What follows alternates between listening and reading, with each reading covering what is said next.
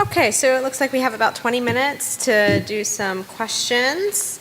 Leslie's walking around. If anybody has any questions, write it on the index card and hold it up, and she'll come grab it and then bring it up to me. So I will start it off with a question, and then I have time to see what these other questions are too. Okay, so this is mostly geared towards Marjorie's presentation, although maybe several of you can speak to this question. So Marjorie talked about the media having, thank you, certain norms that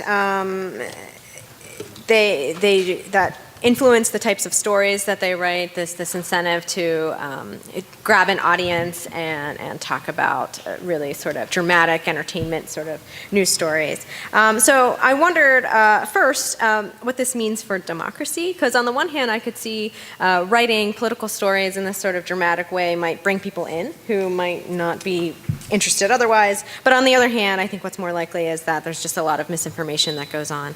And then two, if it's the case that it's a lot of misinformation, what should we do to try and prevent having this race by candidates to be the most outrageous during a campaign and to say the most crazy things or something like that? Yeah, I don't know how. Okay. That's a toughie. And the reason it's a toughie is that although being a democracy is extremely important to us, we don't have an institution in the media that are designed to protect it for us. That's not their job. That's our job. That poses the challenge. Can we mislead people by having media norms that emphasize conflict and drama and immediacy? Certainly we can. Maybe it increases the interest on the part of some people who wouldn't otherwise care, although their interest may be generated for reasons that don't necessarily help a democracy function.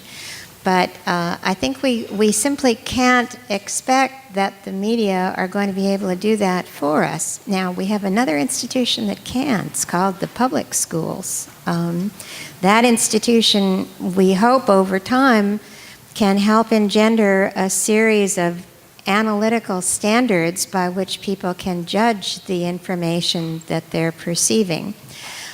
Critical thinking is very hard. You know, many parents think it's a wonderful idea in the abstract and not so much in the specific when the critical thinking is critical of what it is that they are trying to teach their kiddos.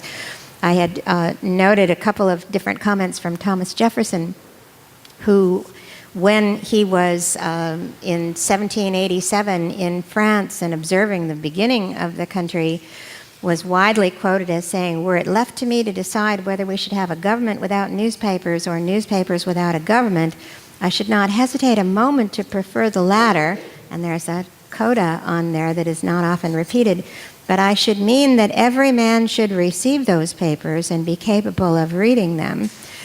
20 years later, at the end of his presidency, he said, "Nothing can now be believed which is seen in a newspaper. I really look with commiseration over the great body of my fellow citizens who, reading newspapers, live and die in the belief that they may have known something of what has been passing in the world in their time." That's the big challenge for all of us, isn't it, as educators? And I think that's one that we have to take on, rather than expecting the media to do it because they simply can't. Yeah, I'll follow up with one sort of related thought. So people sometimes ask me if I worry about media bias, and if people are interested, we can talk more about, you know, whether or not the media is biased one way or the other. And I say yes, but not for the reasons you think. My concern isn't about media that's biased one way or the other, because the evidence suggests that that's much more muted than people think. That the much bigger bias, as you sort of heard in all the presentations, is toward the sort of newsworthiness, the kind of, you know, exciting novel stories.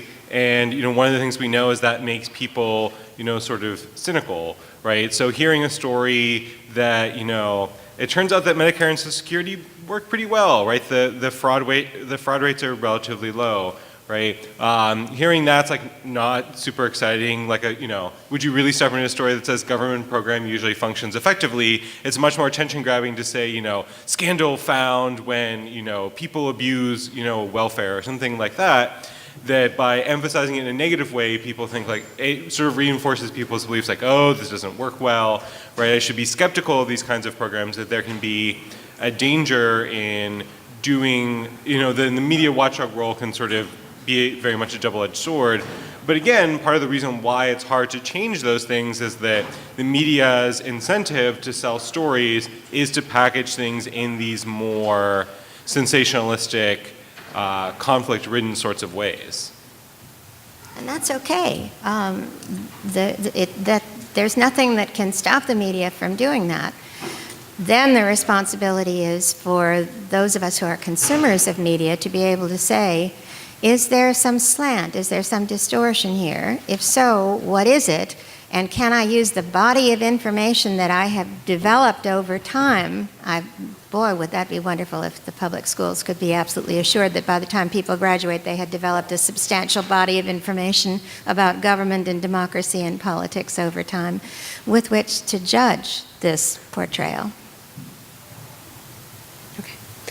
Another question here, specifically for Matt, but others can jump in as well. So we hear a lot when we talk about biased media, Fox News versus MSNBC, and those are sort of the prime examples that we give.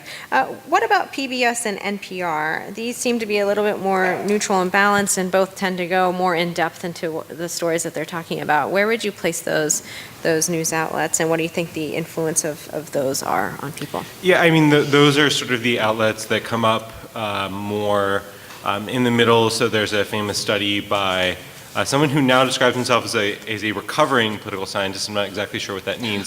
Tim Grosclose, who's a scholar at George Mason, right, where he did a lot of analysis of different media and found that the PBS NewsHour, which used to be called the McNeil-Lehrer NewsHour, right, is sort of the modal, it's the most moderate, kind of in the middle news outlet. And I think, they try to follow that norm pretty carefully.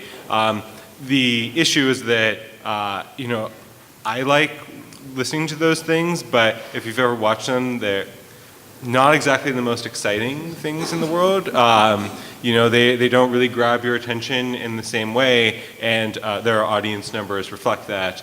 And their audience, tends to be skewed much more towards an older, much better educated audience than other things. So, they are a great service for what they provide, but they provide a very particular service to a very particular segment of the population. So, just to I guess, sort of speak to some of the discussion over media that we have here. The era of consensus in the United States and professional press probably lasted from around the 1940s until the 1970s or 80s before it started to revert back to a more polarized, perhaps more the historical norm in American democracy. During the era of strong mass parties, we had upwards of about 90% participation in elections among those who were eligible to vote. And in part, it was because they were big spectacles. They were torchlight parades, and they were booze-soaked, and it was a politics of social attachment, as the historian Michael Schützen has sort of argued. And I think, as Margie bringing up Thomas Jefferson's quote before sort of suggested, is that we've had a very long history of sort of bemoaning the quality of democracy and information in the civics capacity to engage in rational, enlightened, sort of Habermasian discourse. So I would just kind of sort of say that, like, maybe politics shouldn't be like NPR or the McNeil-Lehrer report, that maybe a more performative and agonistic and clashing and entertainment public sphere might not be a bad thing necessarily all the time if we want to think about, like, people being engaged and caring and debating issues and wanting to participate itself. It seems like we have very much a set of norms or standards that I just worry are kind of impossible to achieve, and that even when we might come close to them, like, the real world sort of intrudes on us again. And that part of the vibrancy of democracy is sort of precisely the fact that we have Donald Trump, and then we have the wonderful people who arise in response to Donald Trump to basically tell him he's wrong. And that's one of the ways that we articulate our values and who we are. And, it's politics is about fight.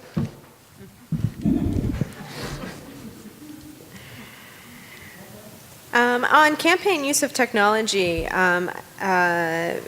I think people are getting more and more control over the types of messages that they receive. We have caller ID, and we can keep our email and cell phones basically away from campaigns. I mean, something that I do here in Iowa is I just ignore the phone and don't answer it when I don't know the number. We'll see how long that lasts because it's getting more and more frequent. But the basic idea is, are we sort of at the peak of the use of technology on campaigns, or is there some sort of limit to which the technology advances can really influence campaign tactics? Yeah, so I mean, what I would say is that if recent history is any guide, it seems that every election cycle there's a new platform that in some way has forced candidates to respond to it. So in this election cycle, it's Instagram, which is now the top social network site behind Facebook in terms of use. And I think candidates are now engaging in trying to create different images of themselves, much more personalized images of themselves, and putting it out there. So I suspect just in the future we'll see more and more of this. I think there will continue to be change at the application layer of the internet, and that as a medium, the internet is changing a lot more dramatically and a lot faster than television or radio, which in essence kind of remains stable. Television, at least from the 1940s on up until like the cable news or cable broadcasting revolution in the 70s and 80s. But I think you see a much faster rate of technological change at the application layer of the internet. And I suspect that will always be part of the environment that candidates will have to deal with in some way. I think just one thing, too, that I noticed, so if you looked at, in thinking here on the sort of gender perspective of it, but from 2008 to 2016, the responsiveness using technology or using media is very different, right? And so now we see sort of organizations, advocates, folks who are concerned, particularly about gender bias, using technology as a way to confront that in the campaign that we just didn't see before. There was very little of that at all in 2008, and even since then in 2012, in the 2012 campaign. And so the increase of users as well, I think outside of just the professionals, but the public that's going to engage in the debate online may also continue to increase. Although let me suggest that when we talk to people who do technology for campaigns, it's very rare that they try to understate their role in the campaign. And, it's really very easy to get a sense that all of this tremendous amount of compilation of data is advancing us to the same degree that the first compilation of data did. There have been all kinds of studies about, Republicans are more likely to drink Coors beer, Democrats are more likely to drink Pabst. After a certain point, how much does it help a campaign to know, do you like your lemonade with sugar or without? There's just, we're getting close to the point now where a number of campaigns are saying, you know what, let's just see which party's ballot they picked up in the primary, and let's forget about the Coors beer or the Pabst. This is not necessarily helping us. The socioeconomic and political partisanship factors are really just as key now as they ever have been. How long do you think until broadcast and print media is obsolete? Will it ever be? Will social and web media be our sole source of news in the future?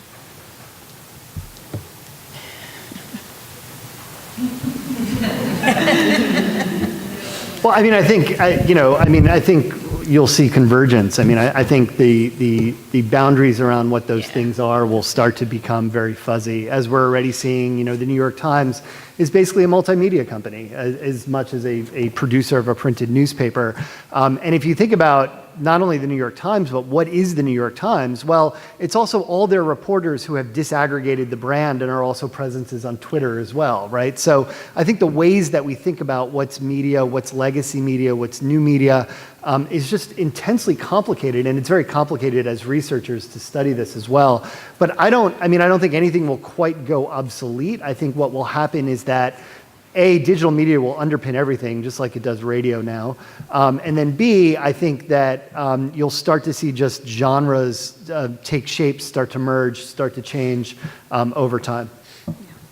Yeah, I mean, the other sort of interesting thing is that, I think Professor Hershey's certainly right that, we've oversold the role of technology, right, in terms of all these things. So Atan Hirsch has a nice book where he shows that a lot of the things people try to do with that just basically completely fall apart. That, the only really accurate stuff you get are basically, how often have you voted? And if you're in a state that discloses party ID, I don't know if Iowa is or not, and it's voter file, those basically are the only things that work well in those exercises. But one way in which technology has really changed is, picking up something we were saying a few minutes ago, is that candidates now can respond back in sort of a different way. So I think that will probably change more. Like, so if you look at, the New York Times, now there's this sort of constant kind of churn as to, like, even if the same, basic story is there, right, they're kind of updating and evolving, and they have those little boxes that pop up,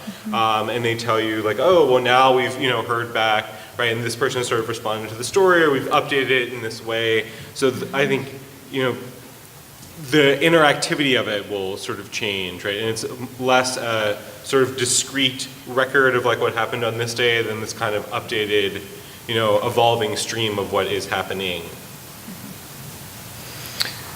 Okay, I think maybe last question.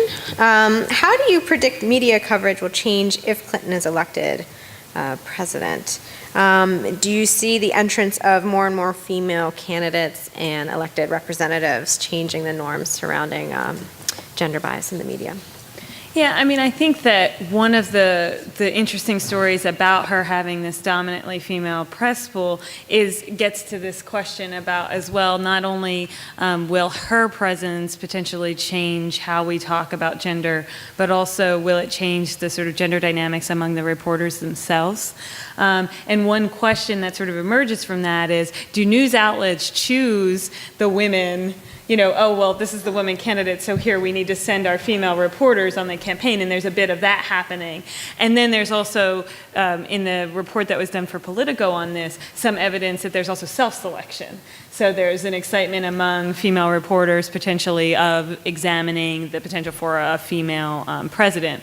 I think that inevitably it elevates, hopefully, the conversation around stereotypes because she challenges some of those persistent stereotypes. She's not qualified, and women aren't going to be qualified enough. How can they do the job? This seems so abnormal. If you start to normalize that in the way that Obama did as well vis-a-vis race, that it at least sort of brings us to new and different questions. It doesn't mean we're rid of bias, because again, I would say Obama demonstrates that's not true, right? In some ways, it amplifies it in some circles, depending on what type of media you're using. So I think we'll see both. But again, where I think the importance is the response to it, and the ways in which you sort of see a backlash to the bias that we haven't seen as much in the past. Another thing we're going to see is that if we return to a Caucasian American president, what's going to happen in terms of the role of race in American society. My husband likes to refer to something he calls ODS, Obama derangement syndrome, that he sees periodically on social media of people who seem to have a pretty violent view of President Obama that seems to be racially tinged. Sometimes greater exposure, as I think Kelly suggests, varies our view of something, differentiates it, helps it to become more normalized. Sometimes it makes it more extreme. Yeah. We see those findings in terms of physical integration of students in schools, for example, that greater tolerance occurs among some kiddos and greater race hatred occurs among others.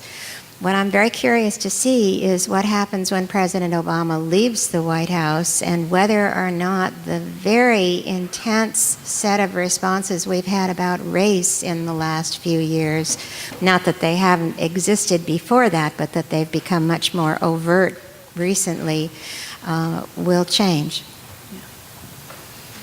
Okay. Thank you to the wonderful panelists and for everyone coming out and asking questions. And please stay for the final panel that we have coming up at 3 o'clock. Okay, thank you.